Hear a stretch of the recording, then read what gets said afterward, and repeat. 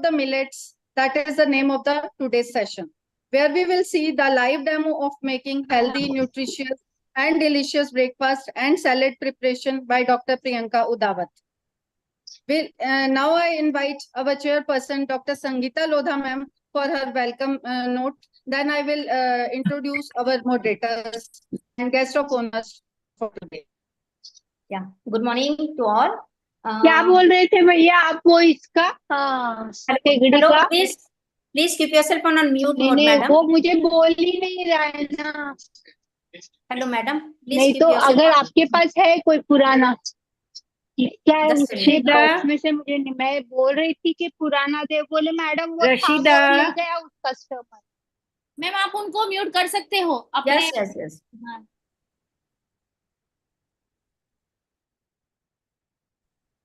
Yeah. Good morning to all. Greetings from Women Pediatricians Forum 2024. It gives us an immense pleasure to welcome you on our session Mystery of Millets, a very informative session by Dr. Priyanka Udawat, a member of Women Pediatricians Forum. Our endeavor will remain to make this session most fruitful and informative along with the different recipes of this very nutritious millets preparation. Dr. Indumati Christine and Dr. Madhu Raturi are our guest of honor for today's program. Our theme is We Connect. So here is a small attempt to connect with you all. So let's start our session, Mystery of Millets. Over to Dr. Dr. Anuradha Sanadhya, Honorary Secretary of Pediatricians Forum. Thank you, ma'am, for giving me a chance to introduce our guest of honors today. Our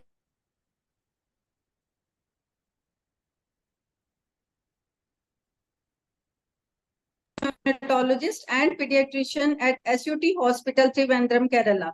She was president of Nutrition Chapter Kerala 2019-2020 and was past president of IAP and NNF Trivandrum. And she is having more than 25 years of clinical experience with special interest in nutrition. Our second guest of honor is our own Dr. Madhu Raturi ma'am, who happens to be our patron, as well as she was the chief organizing chairperson of recently organized very well hit Goa Conclave. She is the president of IAP Jaipur branch, and she is our role model. With this, I hand over to our guest of honors, Dr. Madhu ma'am and Chris ma'am. And should I invite Dr. Priyanka also right now? Okay, so our speaker and faculty for today is Dr. Priyanka Udawat. She is consultant pediatric gastroenterologist and preventive healthcare and wellness expert. She is currently attached to Institute of Gastrosciences in Sir HN Reliance Foundation Hospital, Mumbai. She is having 13 years of experience, and she is also diplomat in International Board of Lifestyle Medicine. So with this, I invite our guest of honors, Madhu Raturi ma'am, for her words of blessings. Good morning, everyone. Good morning, all the vibrant people who are present. My pranam to our senior Dr. R.K. Agarwal sir. He is there. He is always there to bless us. And all other seniors, if I am unable to take each and everyone's name, please pardon me. So we are here again with one more session of the nutrition part. As you all know, women pediatricians' main theme is to remain connected, and the connection and communication is very, very important nowadays in this era where there is this mobile phone in between all of us. And though social media is good, like we are connecting here through this social media, but the communication is gradually reducing.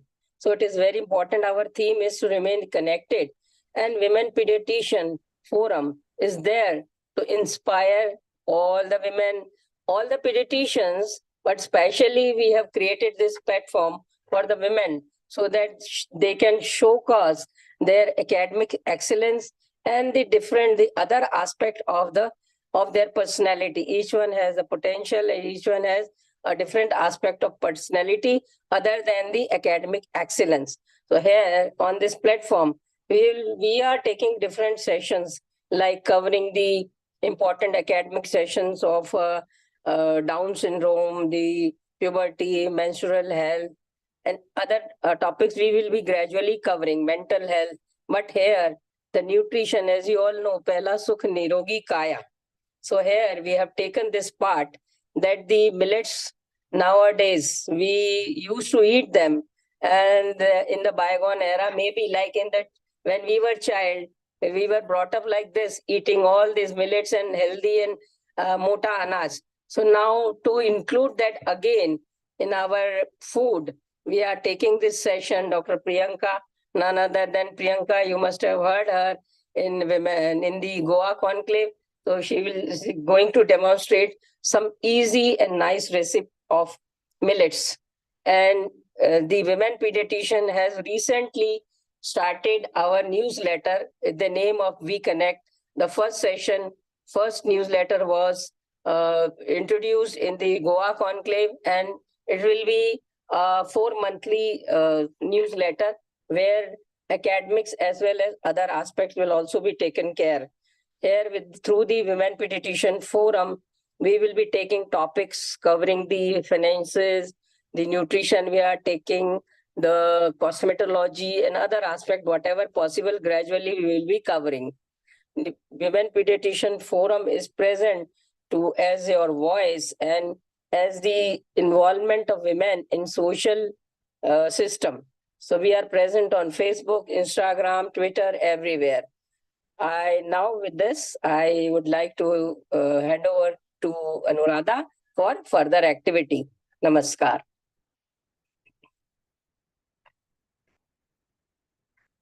Anuradha, over to you. Yes, ma'am. Now I request Dr. Christine Indumati, ma'am, for her words of guidance and blessings. Good morning, Dr. everybody. Yes, good morning, everyone. My respected seniors, teachers, and my dear friends. Nice to see you all on a Sunday morning. Looking forward to read about millets, which I think is becoming the new food superfood. And I'm really glad that we are coming forward as women to make changes in many aspects of our life, even our meal planning and everything. I think women are the first runners to make changes. And I'm thankful to the organizers, especially Dr. Sangita, for inviting me. She asked me to talk a little about benefits of millets. So I'll be sharing a few slides and I'll make it short as possible. I'm sure Dr. Priyanka will be doing a very good job for us and telling us more practical aspects of making good food at home with millets. Can I share my slide? Yes, ma'am, you can share.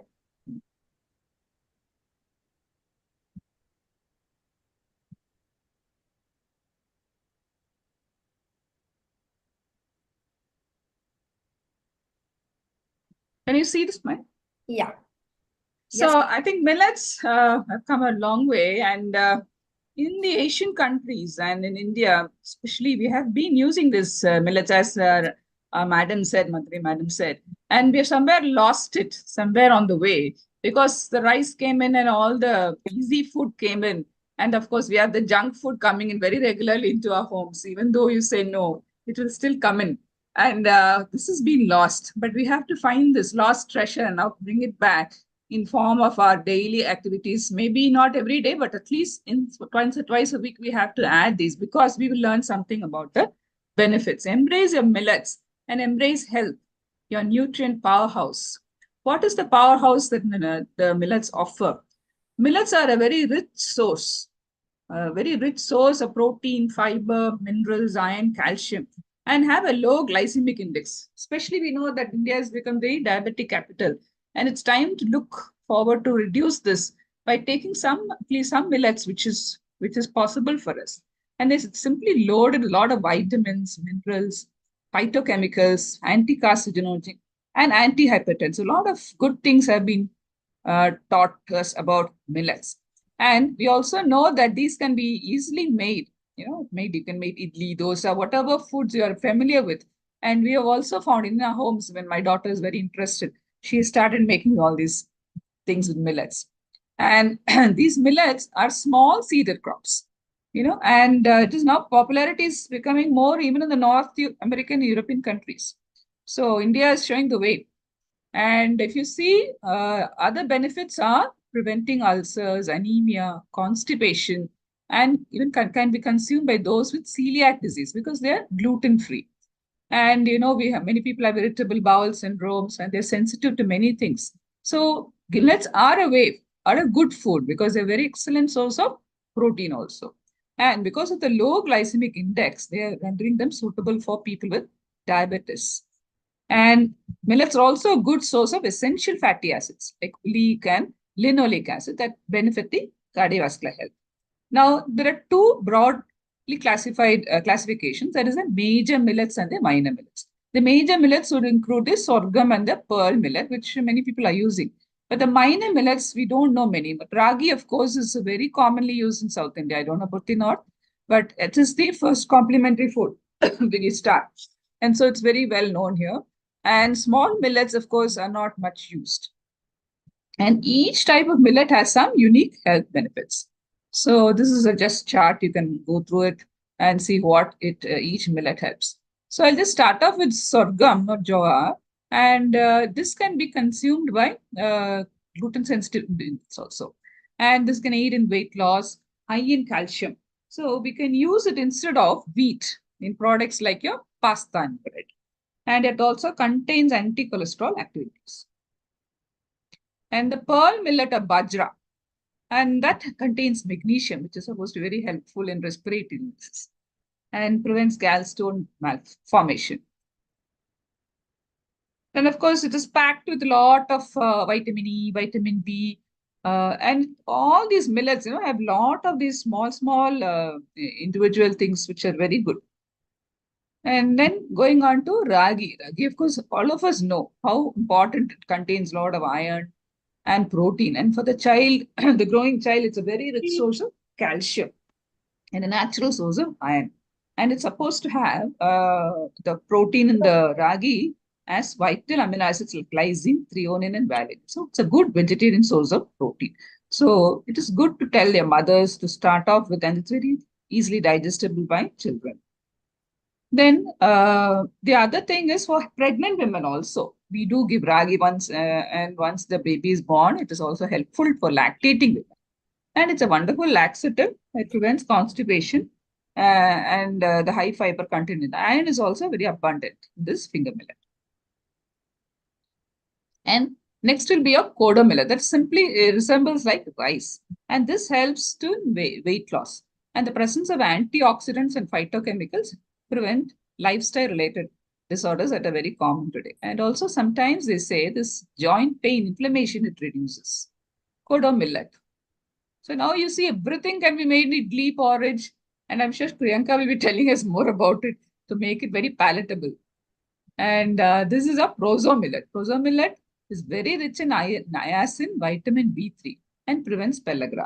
So I'm sure those days the farmers were rotating all these millets. So even in arid places where the rainfall is less, they don't depend only on rice. So these millets have been very good source, and when they rotate it, you'll find that all the essential vitamins, everything is being provided. It's also protein rich and was used as recovery food in post-pregnancy and illness.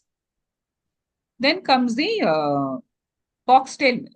Now this foxtail millet or thenai. Thenai is now very commonly used in the south. Actually, they make it like a khichdi or pongal, and it is very tasty. Contains a lot of high amounts of stearic and linoleic acid, which helps in maintaining a good lipid profile. So each millet has got its own benefits. And people who have diabetes, they found that when they consume foxtail millet, the diabetes that comes down, the diabetes prevalence also comes down. And the magnesium content in foxtail millet makes it heart friendly, since magnesium is crucial for cardiovascular system functioning. And then we have the little millet. Though you call it little millet, but it's got a lot of nutrition, rich in minerals like calcium, iron, potassium, zinc, and vitamins, and essential fat acids that assist the weight loss. That is the little millet. So again, it's a low glycemic index food because of the high content of fiber and makes a digestion of carbohydrate a very slow process. So the flavonoids, the present in the little millet, play important role in self-defense and immune system. Then you come the barnyard millet, which is very low in sugar and rich in phenolic compounds. So that decrease in blood sugar spikes after meals makes it very suitable for people with diabetes. So in general, if you look, diabetes and cholesterol, both these seem to be helping. These millets seem to be helping. It's called Sanba, the barnyard millet. So in conclusion, millets are gaining popularity due to their health benefits. The high amount of protein helps in growth, development, and fiber provides a feeling of satiety. Iron and calcium helps increase hemoglobin and bone mass respectively. And the absence of gluten makes them more inclusive for those with gluten sensitivity. And the lifestyle-related diseases and conditions like cardiovascular diabetes can also be controlled by consuming millets. There are few millets which are very rarely used: buckwheat millet and amaranth. These also help in anti-cholesterol, anti-diabetic properties. So, in general, for women, you can see all the benefits you listed here: decrease weight, decrease cholesterol, sugar, decrease colon cancer, increase of bone health, and breast milk and LH. So, what a wonderful package these millets are. So, let us join together and promoting millets and also eating millets in our home so that we embrace health and we embrace long life. Thank you.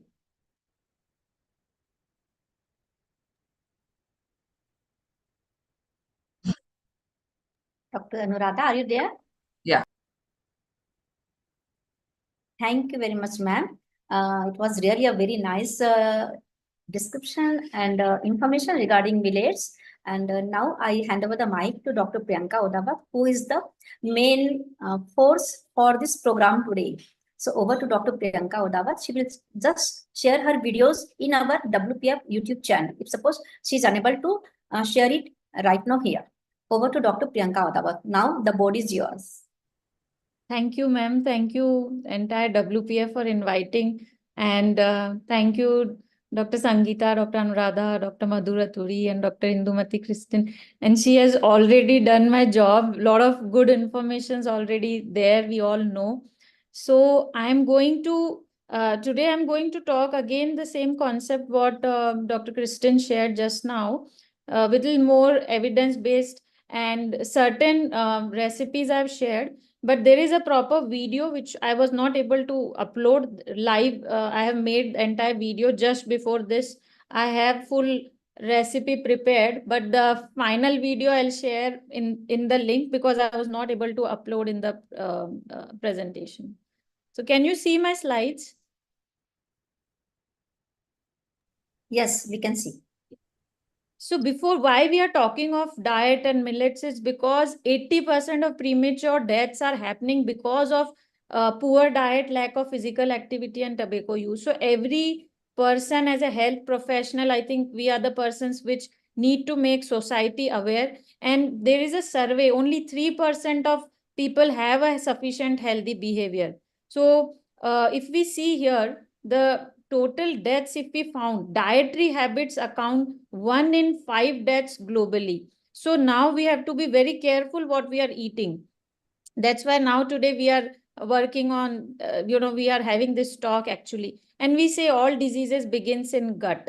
That's also very important because what these millets are going to do, they actually are going to act in the gut microbiome. And this is Hippocrates said 2000 years ago, that let our food be our medicine. No, don't use medicines to treat yourself. Food is a medicine, and millet is actually a medicine, I would say. And how beautifully Dr. Kristin has told already that so these are very important things which were there even 2000 years ago, and now again we have to revive it back. So the role of diet in gut microbiome is also very, very important because we are governed by gut microbiome. All obesity, cardiovascular diseases, allergies, diabetes, everything is by gut microbiome. So what these millets are going to do, they are rich in polyphenols, phenolic acid, antioxidants, and different digestive fibers. So they basically promote good bacterial proliferation and entire metabolic pathways gets balanced. And they maintain the bacterial diversity. So when we introduce millets in our diet, basically we are replacing all junk food, saturated fat, which proliferates the bad bacteria. So this is important. Then again, we need to understand that there has to be microbial symbiosis. For that, millets, all fruits, vegetables are important. Avoid all high saturated fats.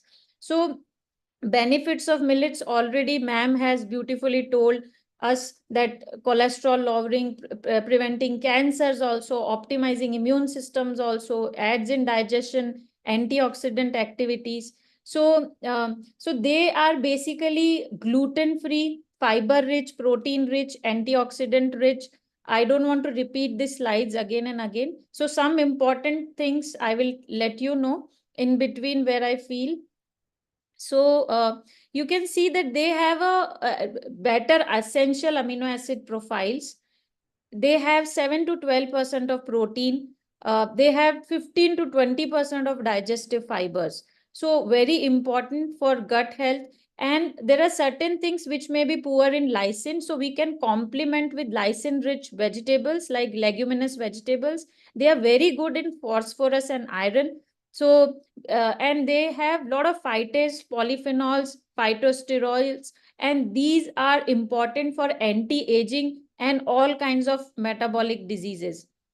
So already we have discussed that we have major millets. Major millets are jowar, pearl millet, bajra, and finger millet, ragi. And those small millets, which are small in size, they are easily soakable in 30 minutes. You can just straight away boil them. Those are minor millets like sama, which is barnyard millet, kodo millet, foxtail millet, and little millet. And so major millets, here, if you see jawar, we have already discussed, they are rich in protein, fibers, thiamine. So all B complexes are more here. They have a lot of potassium and phosphorus. And there are local names here, which you can see according to your states.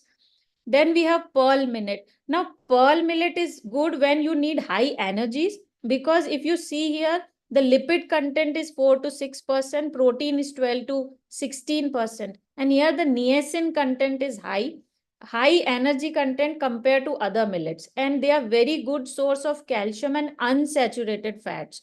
So it's not that millets are just having carbohydrates and fibers. They even have unsaturated fats also. And because of that, the high energy source also. Now, ragi is very, very important. A lot of research is happening on ragi, and it is a richest source of calcium. If you see per 100 gram, 300 to 350 milligram calcium content is there. Mineral content is very high here. So if you need more energies, it's bajra. If you need good amount of calcium, like postmenopausal women where we are already prone for osteoporosis, then add more ragi to your diet. Then it is having sulfur rich amino acids, and it has a very good malting property. So we can use them as a weaning agents also. So ragi is anti-diabetic also. I will show a lot of research on ragi. Now, what about minor millets like foxtail millet, which we say is cocoon? And so here, if you see, they are high in carbohydrates. Okay. And if we compare with them rice, they have a double protein content and lot of copper and iron here. And it is, if someone is having too much of allergies, they are sensitive individuals, then they are most easily digestible millets and non-allergic grades. So what we have learned till now, that bajra, if you need high energy, if you need high calcium, ragi, and if a person is too much allergic, then use little easily digestible millets like these foxtail millets.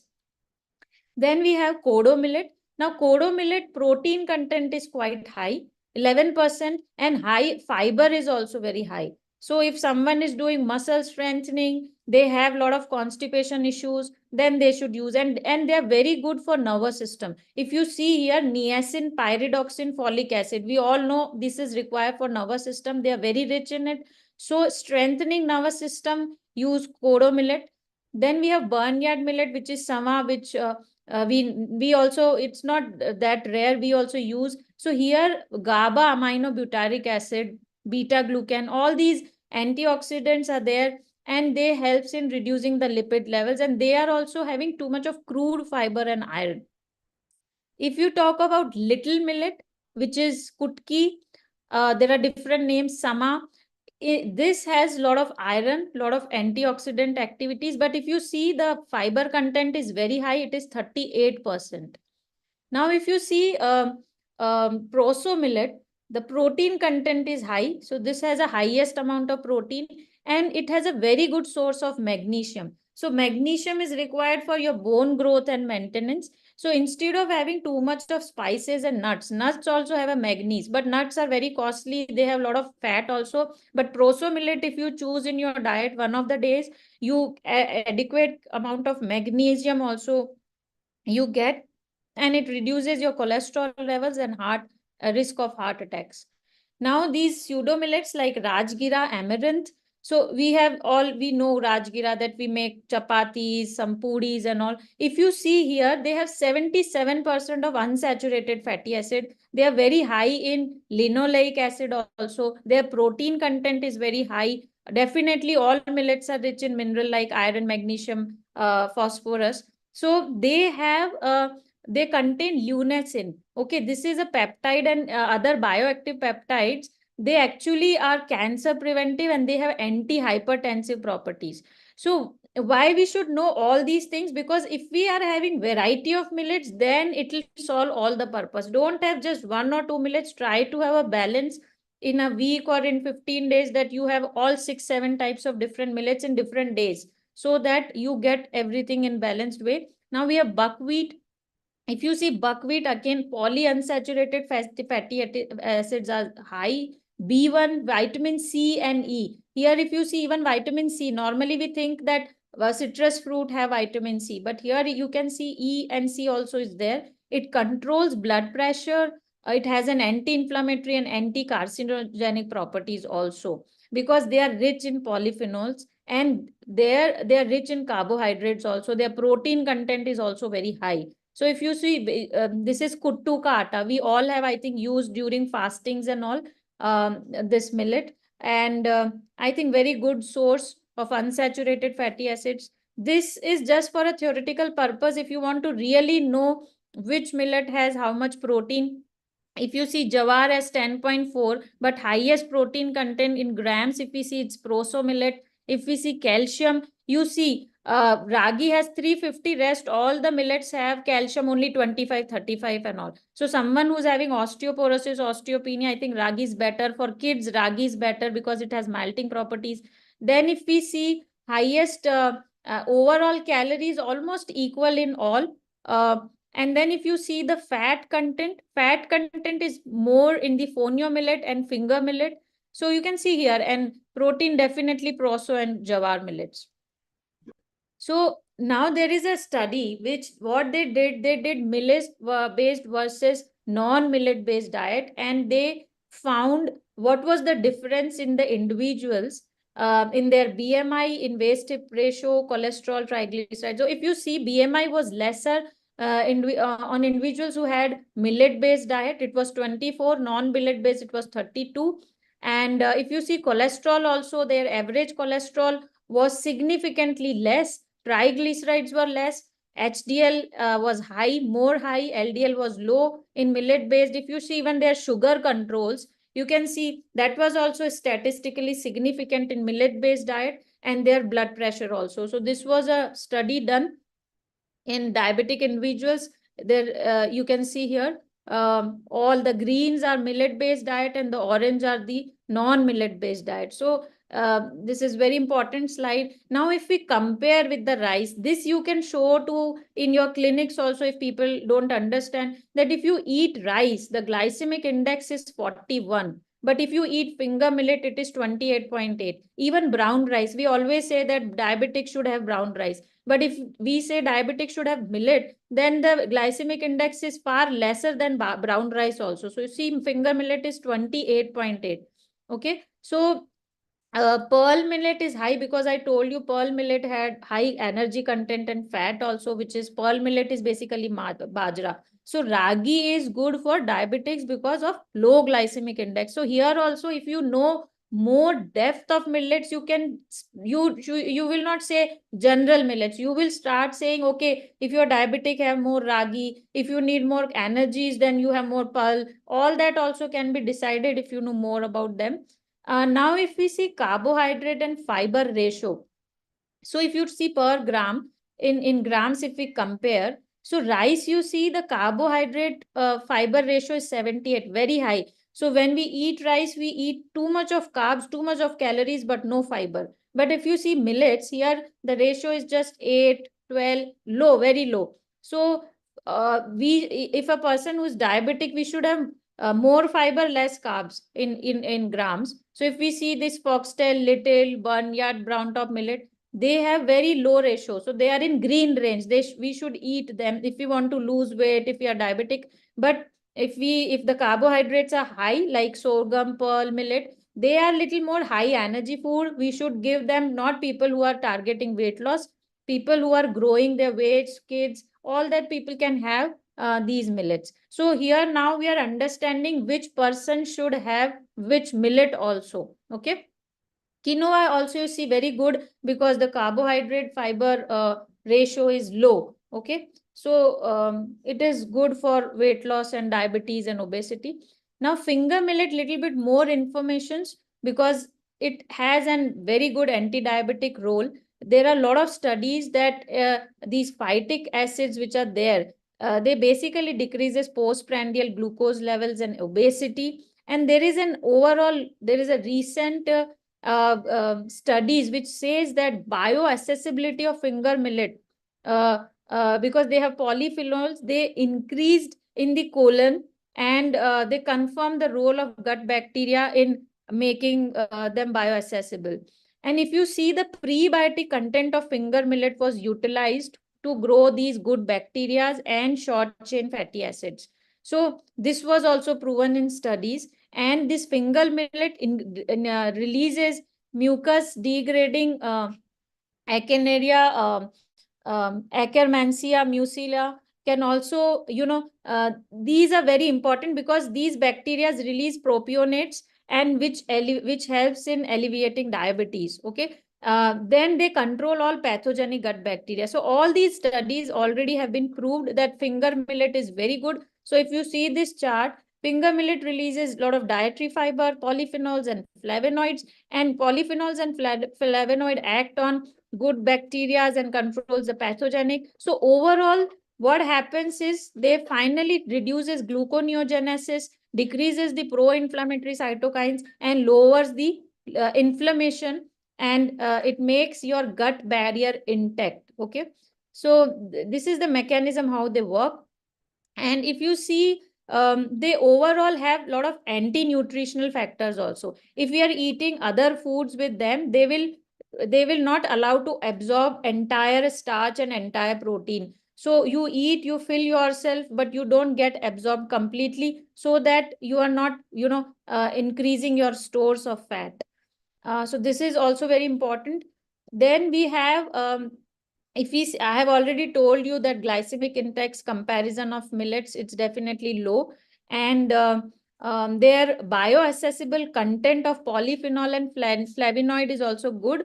And it does not change with roasting. That's also very important part, because cooking, I will tell you in future slides how cooking changes their bioaccessibility. I'll give you that comparison also. So if you see, gut bacteria can enhance the availability of these polyphenolic compounds. So whenever we are eating, we should have a good gut bacteria and all go in sync. So there are some studies which have showed that polyphenolic and these antioxidant levels increase significantly after digestion and increases after fermentation by gut microbiome. So if you have a good gut bacterial fermentation, their overall metabolic pathways will get better way, and their antioxidant levels will also be more. Another study confirms a significant increase in polyphenolic levels and antioxidant activity of finger millet on fermentation. So gut bacterial fermentation also improves the bioavailability of these compounds. And so we should focus on variety of fruits, vegetables, so that we have a good gut bacteria, so that we have a good bacterial fermentation, which will act on the millets. So now here you see, this slide is important. Just cooking is not enough. We don't know what is the healthy way of cooking. So if you see native millets, the polyphenol and their bioaccessibilities are different. But if you sprout them, germinate them by soaking, their content increases, certain content increases, certain content decreases. So See, we have millet, but after processing, after cooking, their bioaccessibility will be changed. So if you see here, after pressure cooking, the bioaccessible polyphenol is less. But if we sprout them or germinate them, the bioaccessibility is more. Okay, so soaking, germinating, slow heat cooking is very important than having a high heat cooking. So here there are a lot of experimental studies which has found anti-aging effects of millets. So here you see in 2010 this study was done that this phytates, phenolic acids in the finger millet, which is in the seed coat, okay, they are hypoglycemic, nephroprotective, delayed cataractogenesis. So it delays cataract, it is nephroprotective also. Then there was one more study on their compounds of gallic acid, vanillic acid of finger millet. They are very good, having very good antioxidant activities. Then alloxan-induced diabetes mellitus experimental model was also done. So you can see variety of studies are already ongoing. So you can see here polyphenols, they actually have an antioxidant activity which inhibits superoxide. We all know that free radical damage. All these studies you can see here. And then we have these cinnamonic acid derivatives, flavonoids, again, all have anti-inflammatory, antioxidant, anti-cancerous, anti-aging, disease preventive. You say all kinds of health benefits we can see here in these studies. This was one study which showed a very good effect on fatty liver disease in mice model. So it prevents fatty liver disease also.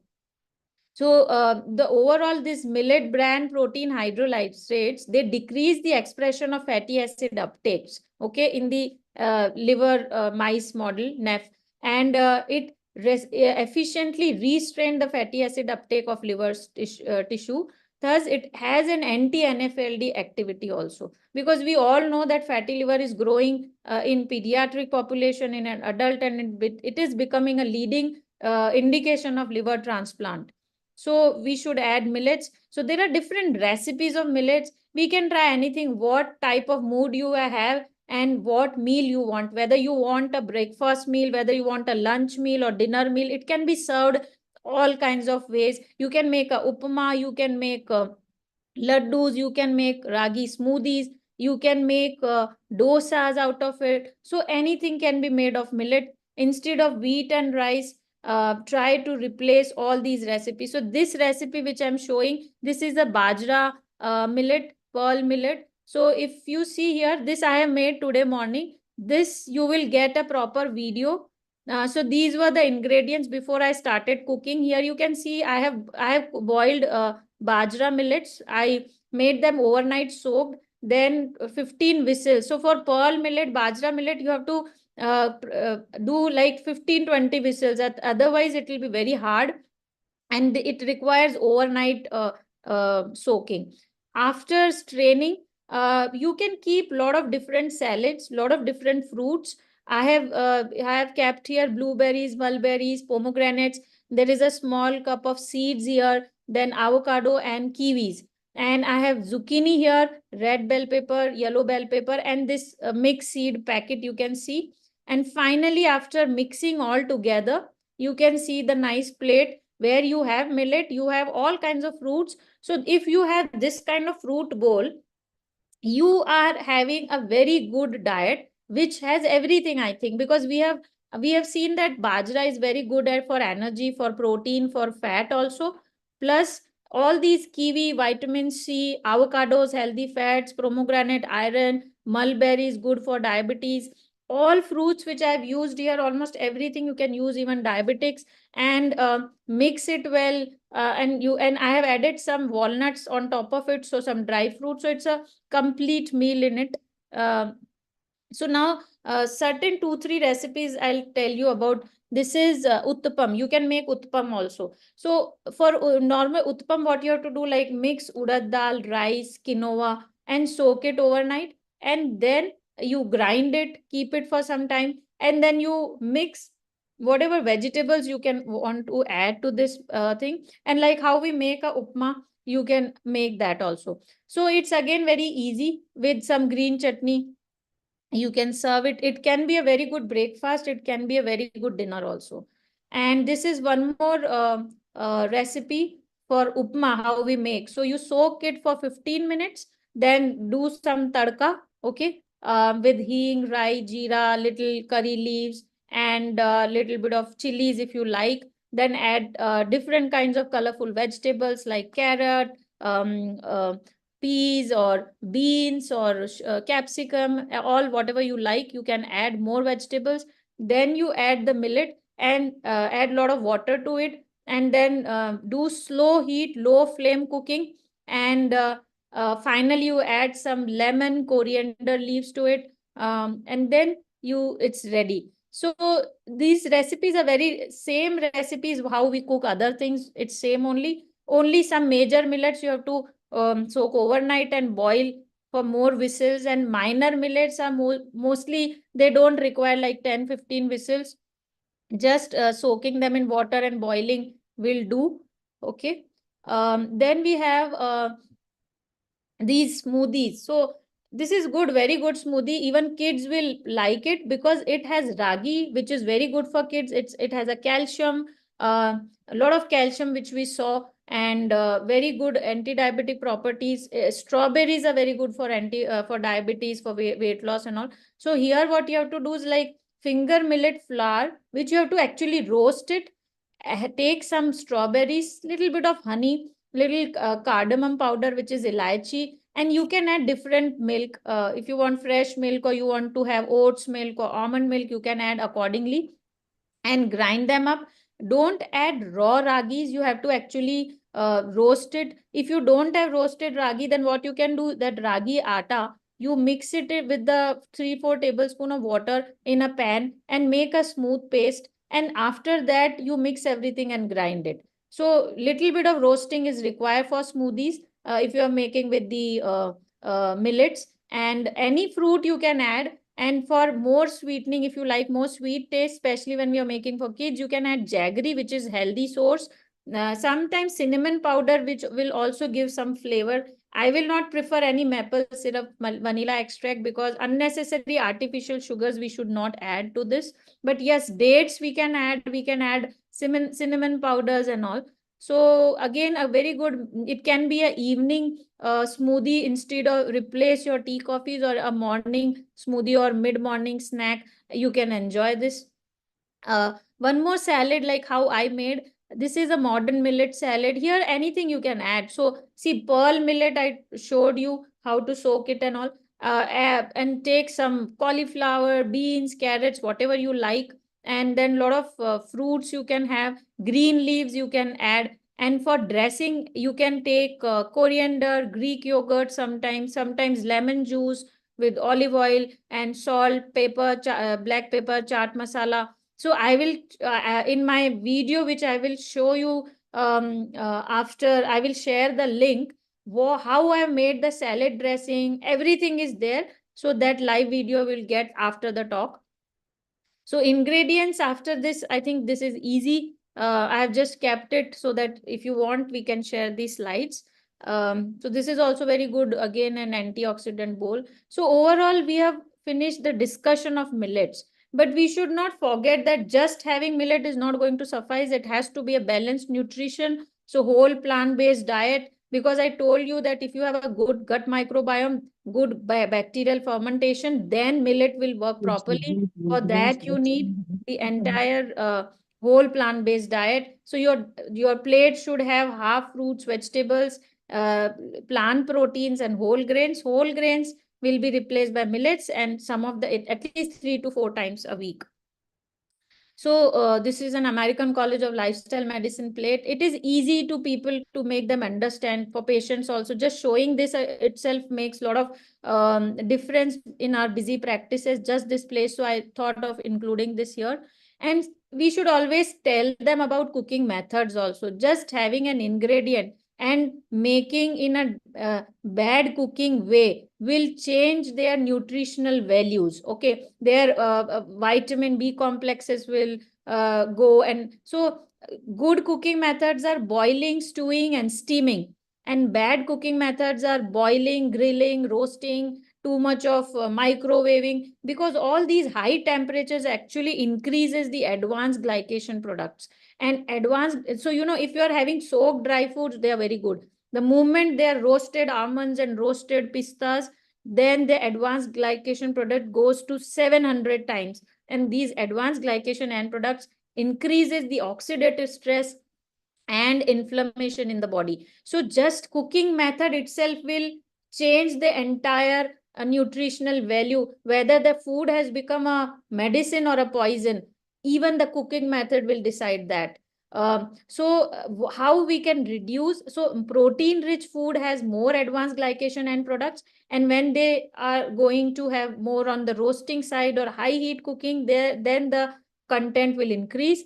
So when temperature is high, when heat is applied for a long time, when food is dried, moisture is very low, when pH of food is more acidic or more basic, in presence of high amount of trace minerals, then the chances of having advanced glycation products, which are oxidative stress inducers, will increase. So cooking method also makes a lot of difference. So we all know now, I don't think so we require this slide, that why we should eat millet. For everything, I think, for anti-aging to diabetes to obesity, for growth, for everything, bone health, nervous system health. Now, by the end of this talk, we know for nervous system, which millet is good, for bone, which is good, for heart health, which is good. So in balance, you can eat all kinds of millets. Don't stick to one type of millet. Then other nutrient values in other millets you will miss. So my last slide, this is my favorite slide. The food you eat can either be the safest and most powerful form of medicine or the slowest form of poison. So thank you so much. Later on, I'll share the video also, live demonstrations. Amazing. What a superb knowledge and healthy, delicious recipes you have shared, Dr. Priyanka. It was truly holistic lecture by you. Thank you so much. Ours was a houseful session. In spite of the Sunday family commitments, many of us, more than 100 of us, has joined on this Zoom platform, and many more on this YouTube platform. I don't know the exact number. Should we, Dr. Sangita, ma'am, can we listen from some of our experts, Yes. senior We can take members? question answer session Okay. also. So Dr. Christine and Dr. Priyanka Odawat can just answer the questions if any questions from the audience. Actually, today many non-medicals also has joined with us, and maybe few of them don't know so much of good English, which the fluency of is English. So I think we should keep one session in our local language or Hindi also sometime, after some time, because today we have just got 100% attendance, and surely we will go hit in YouTube also. So now we are on the question answer session. If somebody is having any doubt or Some of us, in Hindi Dr. also. So we are here to answer in Hindi, English, both languages. Okay. Yeah. Dr. Ritu Gupta has asked, can millets be eaten throughout the year? Dr. Priyanka or Dr. Christine, ma'am, whosoever wants to answer this question. I think yes. I don't think there's anything wrong eating, but you have to rotate the millets, as Priyanka said. Yes. So, see, if you are eating bajra, now everyone knows that we eat bajra more in winters because we require more energy. And bajra, I told you that it has fat also. So heavy, we used to eat laddus, like how that Indian ancient wisdom was there, that laddu and more of ghee and bajra is more in the winter season. So little bit of seasonal variation may be there, that if you are too much of heaty, then these major millets can be avoided. And you can go for the minor millets in winters. And when you are on exercising, too much of physical activities going on, you can choose millet which has a more energy, like bajra millet. But if you want to lose weight, then other millet. So that also we discussed today.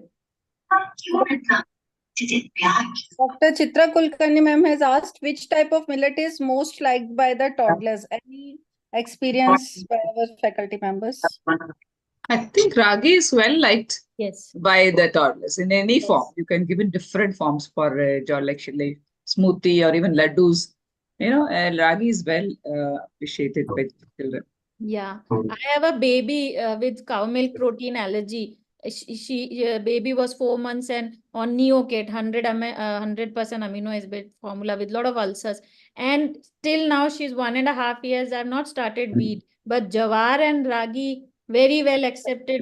She's eating apart from Neocate. So overall experience with ragi is always good, and it has a very good malting property. So it is good for weaning also. Once it is malted and germinated, it's the taste itself is sweet.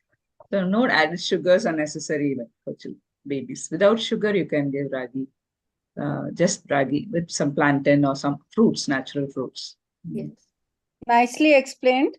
Dr. Shabnam Mansoori has asked, does cooked form of germinated millets decreases the nutritional value? Uncooked doesn't taste good, I think.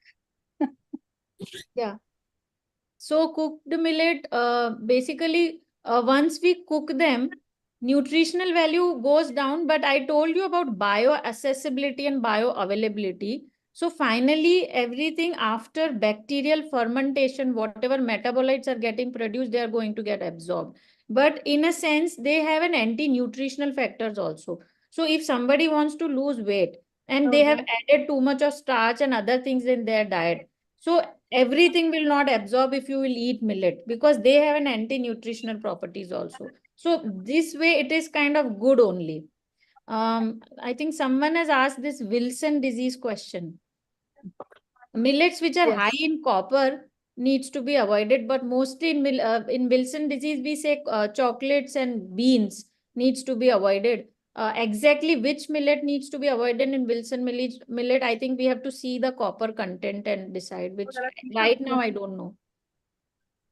Yes, millet. There's one more question on ulcerative colitis. Millets are very good in ulcerative colitis. I give a lot of patients. I always try to reduce wheat and rice of my IBD patients. I tell them be more millets based when you are on flare, and they respond beautifully.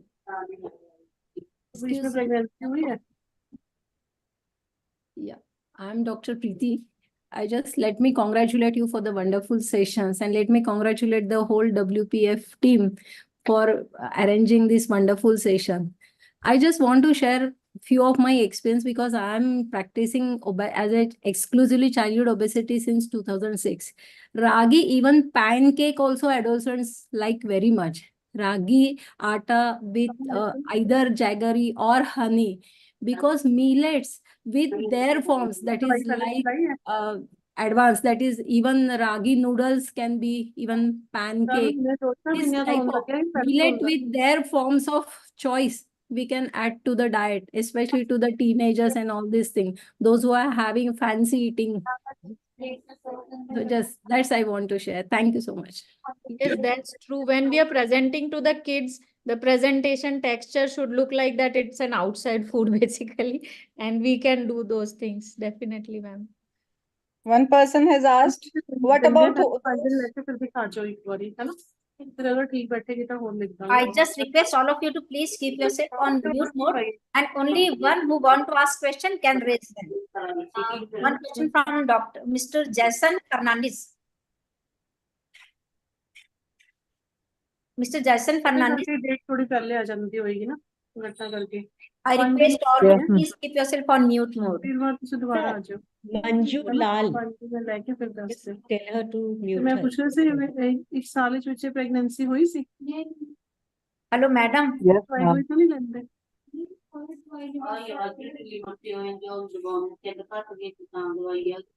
think the admin can mute. I'm just trying to mute. I'm just trying to mute all. Yeah. Yeah. Now, Mr. Jason Fernandez want to ask. I don't know. Jason Fernandez, are you there? yes, ma'am. Yeah, Yes, ma'am. Yes, ma'am. So I am a clinical psychologist and I'm working with one of the gastroenterologists in Mumbai, Dr. Abhan Agrawal. Okay. And I wanted to know, like, I normally see the thalassemia patients and Wilson's patients of MAMS. But in thalassemia, many kids cannot tolerate millet very well. I've noticed this. And like sometimes we feel that, like, can soaking or any other cooking method, okay, how can we make millets very digestible for this? And uh like, give them the right amount of nutrition which is required. I think I last millet which I shared, proso millet, where I said it is very easily digestible, non-allergic. I think we can start with those softer millets instead of giving them jawar, bajra. These are little heavy millets. But definitely, I don't have a personal experience with thalassemia patients that how they will react, their gut will react. But I think if they have less mineral content like iron, because iron causes gastritis. So with less mineral content, if we give, and if we try to balance their what we are adding, how much salt, how much lemon, all those things also will decide that how they are going to eat. But definitely a slow heat cooking, good amount of soiling, I think will change. Instead of doing high heat and pressure cookers, or instead of giving dosa, I think porridge form, because that has more moisture content, water content more. I think that may make better, but definitely I'm not the expert in dealing with thalassemia kids and Wilson kids for sure. Okay, thank you, ma'am. Dr. Lakshmi Shanti, you can ask. Yes, ma'am. Yes, ma'am. Yeah. So good morning, one and all. It was a very good session. Congratulations, Sangita ma'am, and I'm very proud to be part of the WPF. It was so good, especially on a Sunday morning, listening to some nutritious tips from the experts. So my question is like regarding to hypothyroidism. I have heard like people with hypothyroid should restrict their millet intake. Is it true, ma'am, or is there any scientific basis to that, or they? I don't think so. I have not heard personally. If someone, some other experts can comment on it. I have heard more of that wheat causes more autoimmunity, and soya bean, cabbage, cauliflower. But I think again the balance is important. I would say that don't be like it has to be a balance of everything over a period of week. It should not be only millets or only this. If we make the balance of food, then I don't think so any food is dangerous for diseases. It depends on how much balance we are creating, or we are making overdosing of things. But I have not heard personally on thyroid. Maybe I would see the articles more if any research happening. Okay. Can I add to that? Actually, for the thyroid patients, only soya bean is restricted. Yes. And Yeah. even for the goitrous hypothyroidism, that only we can reduce the quantity of cabbage and cauliflower. Otherwise, rest all hypothyroid Millets, patients yeah, can yeah. eat millets also. There is no restrictions and no articles on this. Yeah, thank you. Dr. Pragya Sharma want to ask. Dr. Pragya? Yes, ma'am. Good morning, ma'am. It's very nice session, Dr. Priyanka. Just want to ask that in Ayurveda, there are different kinds of Vata, Pitta and Kapha tendencies that we all have. So, are there any millets that should be avoided by one Prakriti over the other so that it increases the risk of a particular disease in those patients? Like eating curd in the evening will cause a little more of cough or something like that. It is avoided. So, is there any specific things that we should be careful about while eating the millets? So, if how we are preparing, so Vat Pif Kaf Pravarti means that if Pit Pravarti is more, then you have more chance of acid reflux, burning, gallstones, anxious. Yeah, but then which ones should we avoid? Which Yeah, millets that's what will I'm saying. alleviate So if those a person who is prone, because everyone will not understand what Pit Pravarti is. So in those people, if you give warm food, if you make millet salad very acidic and things like that, will definitely have high energy. Like pearl millet can be avoided, jawar can be avoided, but you can give kuttu, samaya. These are light for them. And definitely, if you have a cough pravarti, then definitely adding too much of khatta, too much of like lemon or curd to that particular, or too much of fermentation may cause phlegm more. And if they have a vat pravarti more, then vat pravarti is basically more gassiness happens. which in Ayurveda they say, so joint pain issues. So there I think more it is related to with wheat products. It's not related to directly with the millets, I would suggest. Here I think we have to make the balance how we are cooking that particular dish rather than choice of millet. And definitely high energy can be avoided, like bajra and all. Is the timing also important? Which time which we should avoid a particular millet, or which time we should consume a particular millet? Like rice, we usually avoid in the evening, and the curds and all we avoid in the evening. So, is it anything specific about the millet? Things which are, so it's not that particular millet, but yes, there is a very scientific basis on it, because I was into meditations and Ayurveda for at least 15 years. So night time you should avoid food with high proteins, okay, like heavy dals. So a millet who has more protein, okay, heavy fat, because after sun goes down the digestion is different. So you have to have easily digestible foods after sunset. So whatever protein intake you want to have during sun energy, don't have in the night, otherwise you'll have bloating, gases, farting issues, and your protein will not get digested because you're not moving, you're sleeping. So millets who has more protein and more fats rather than carbohydrates. So there is a list, again we can go and see which are more, but definitely these major millets, if you eat more in breakfast and lunch is fine, like jawar bajra. But if you want to have savaiya, kuttu, simple porridge or upma, which I shared, or a dosa of that, I think that can be taken in the night. And if you want to have with curd and all, then in the morning time. So I think that way it will go. And definitely we have to be very sure of food allergies also, because I do food allergy testing. Sometimes if a person has an allergic background like cough, cold, sneezing, running nose, then they have an hidden food allergies. Sometimes they're allergic to jawar and bajra, and every day I do allergy test. So they are allergic to bajra and jawar. So definitely please take that history. If they are having an allergic background, they require and sometimes an allergy test if that particular millet is not suiting to them, because we have those antigens where we can just put and see the reactions. And is there any list in which in some specific diseases we should avoid some particular millets, or we should add some special millets in our diet which will help That in that disease? I shared millet wise, like like for ragi is very good for calcium. So again we have to see the body type, because every individual and every patient has their own characteristics. Someone will be obese but osteopenic, someone will have low weight gain, low weight loss. Then so again it will depend what you are, but definitely we have shared those slides. For nervous system, which is good, for calcium ragi is good, for gaining weight I think bajra is good. That way we can decide. Yeah. The question was like disease specific. Any like ma'am No. said about hypothyroidism, thalassemia, all those things. So is I there think anything?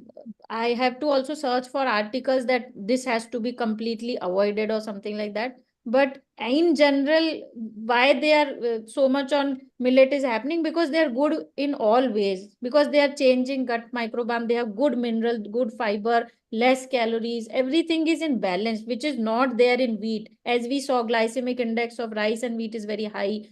We saw the carbohydrate fiber content was not good for wheat and rice. So overall, if we say why millets we are choosing now, because of they are actually a balanced food which can be applied in a lot of diseases, almost all diseases.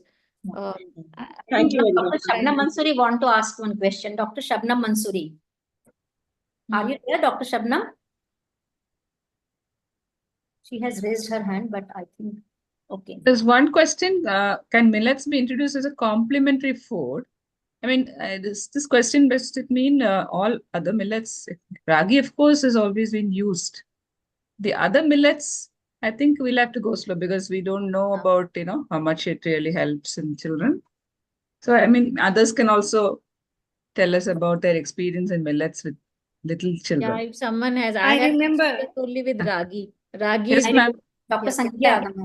Sangita. Dr. Rupal was talking about it, that the millets have to be introduced instead of the cereals as a part of the complementary feeding. Yeah, Because ma'am. we start off with the proteins, when we were interacting with her during the conclave, so she was telling that there are certain millets, especially like just now Priyanka said that we should go for those millets which are little soft and more easily digestible as a part of complementary feeding. So I think we really need to now start concentrating on that. And I think even your food industry also might actually move on with the millets. Yeah, we are seeing a lot of these things on the shelves. Yeah, as their complementary food item. Yeah. We can Can I all add go something? ahead with it. Thank you. Thank you very much for that. Can I add something, opportunity. Sangita? I think Dr. Yes, ma'am. Asha Ben Asha ma'am is saying throw further something. Yeah. light on this. Priyanka, excellent session. Your stress on cooking methods for millet and how you prepare it for the child was too good. I have been using millets for the past 3 years after I underwent the maternal infant and young child nutrition course. Children do exceedingly well. You know, we predominantly bank on the 5 ancient millets, and our finger millet comes in the neutral grains group. I have been following Kadri, the man who received the Padma Shri for his work on millets. Okay. And I think all of us should focus more on millets for our children. Yeah. And there is no word called weaning. We say timely introduction of complementary feeding. And the other thing that you said was jaggery, etc. Please don't use it below the age of 2 years, because once children taste jaggery, honey, and all the sweet taste, it becomes difficult. Maybe after 2 years, you may consider it, but otherwise, never sugar, jaggery, honey below the age of 2 years. Excellent session, Priyanka, and it was out of the box. We are looking forward for more such sessions. Yes, ma'am. Congratulations to our Women Pediatricians Forum. We are rocking. Thank you, ma'am. Now, Dr. Shabnam Mansoori, I think your question will be last, because now it's 12 o'clock and 10 minutes over. And we are very much strict to the time, because time is very precious. So we take care of time. And whenever we announce the time, that time, and before 5 minutes, we start our session. So just keep in mind that we just work in time and finish also in time. So last question from Dr. Shabnam Mansoori, and then vote of thanks by our Honorary Secretary, Dr. Anuradha Sanadhya. Over to Dr. Shabnam. Little thing I want to ask, is there any, choice of the millet which should be eat in winter or summer? It is said bajra is unadvisable to eat in summer, and same for makai, corn. Yeah, so makai corn definitely no. Especially corn is a starchy, it has a more starch one. It has more allergenic properties. When I do allergy test, it's quite positive. So makai and corn I avoid when there is a digestive issues, and bajra definitely in winters. And people who have gas, bloating, acidity, I tell them please don't have bajra, have more jawar nachni. And if you have to choose between jawar and nachni, more nachni. And so definitely we have to tell them, please see your gut, because their bacterial fermentation, their disease, everything is different. And then from that, they can choose some 3-4 millets. But definitely winter bajra and summer and all nachni jawar is fine. And the minor millets are fine in summer. I feel so. And one more thing I'll just share. There was a case, recurrent pain abdomen, a 10-year-old kid, and too much of nodularity in duodenum. People treated him as a functional pain abdomen, and he was eating non-veg. The moment I did allergy test, I found wheat and rice both positive. And child was completely on millet and no pain after that, nodularity settled. So it gives a very good, immense results in all functional GI diseases and allergic diseases. Now, madam, which millet for IBS? A question from Dr. Jyoti Pawar from Nasik. And then over to Dr. Anuradha. After this answer, which millets for IBS? So IBS, I think, again, minor millets are helpful. Avoid bajra, jawar, more nachni is good. And sama, kuttu, all these are good in IBS. And please avoid this.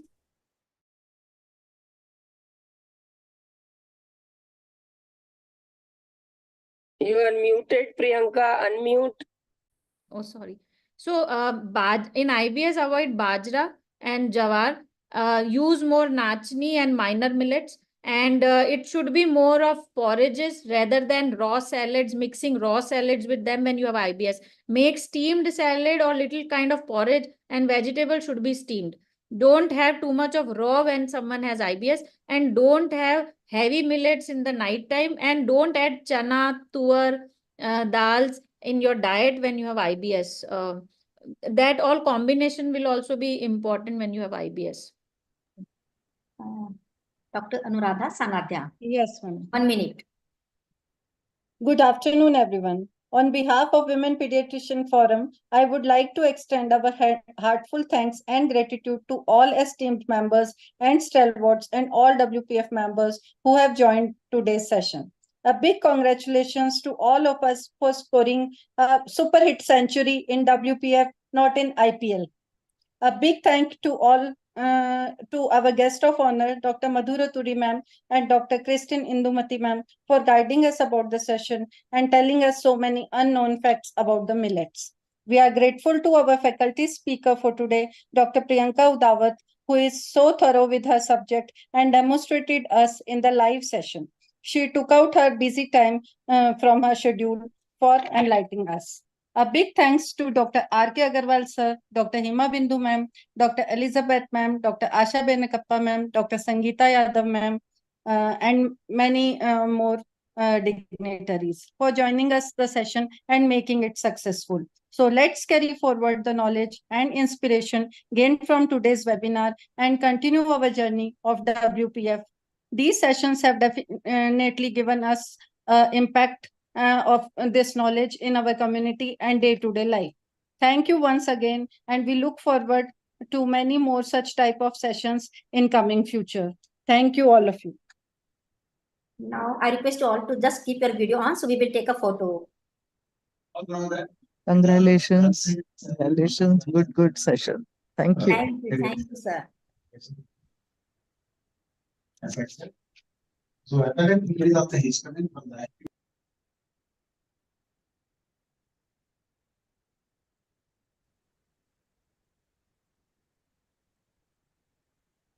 Thank you.